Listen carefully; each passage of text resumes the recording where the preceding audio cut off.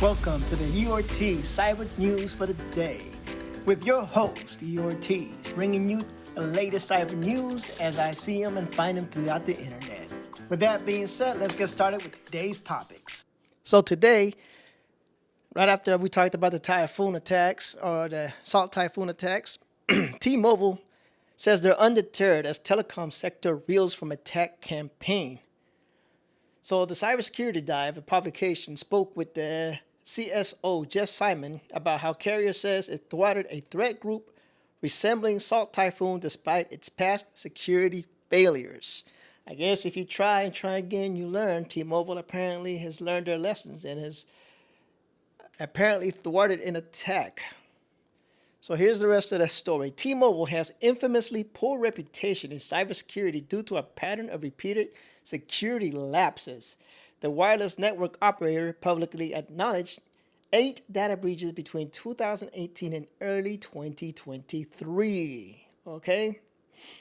One of those attacks, a massive data breach in 2021 that exposed personal data on more than 76 million people and resulted in a 500 million class action settlement, was widely regarded as the largest carrier breach on record.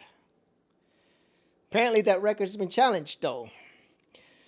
In the late spring and early summer, when the threat group Salt Typhoon, sponsored by China's government, infiltrated at least 8 U.S. telecom companies. The revelations about the campaign, which came to light this week, resulted in the theft of a large amount of records, including metadata and some private communications as part of a widespread and ongoing espionage campaign. All right, people, when they're telling you to use encrypted apps, end-to-end, fully encrypted apps to communicate, don't think of it as you being a criminal. Think of it as you protecting your data and your privacy because everybody's out to get it. The government wants it. The enemies want it. Enemies of the state want it. These threat actors are here doing everything and anything they can to get a foothold. If they can get you, they can get your personal data, they can compromise you, they can try to get you to turn on your country, they can try to use you as an asset, they can try to use you as a spy. They can put you in a predicament that you do not want to be in. So all I'm saying is protect yourselves like in boxing at all times.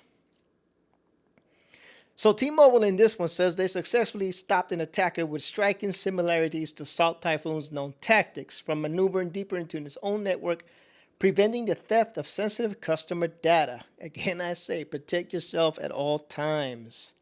In a conversation with Cybersecurity Dive, the source that I'm reading from right now, Tuesday, T-Mobile CSO Jeff Simon credited the deterrence to, among other things, the network operator's efforts to revamp its internal cybersecurity. We're ready for that.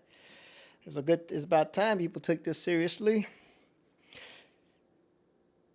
Simon details emerged about a broad and unprecedented damage caused by Salt Typhoon campaign.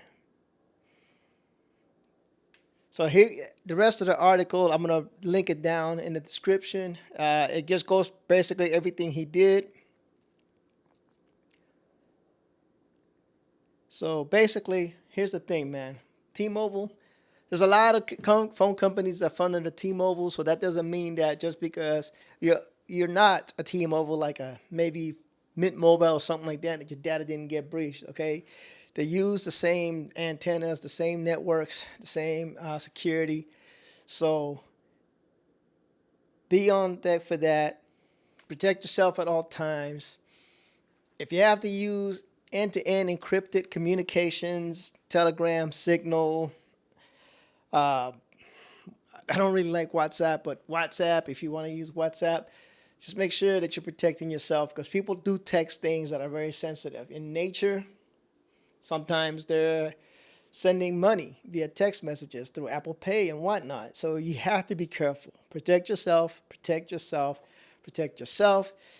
I can't say it enough. This was today's little snippet. Thank you so much for joining in. Love you guys. Peace.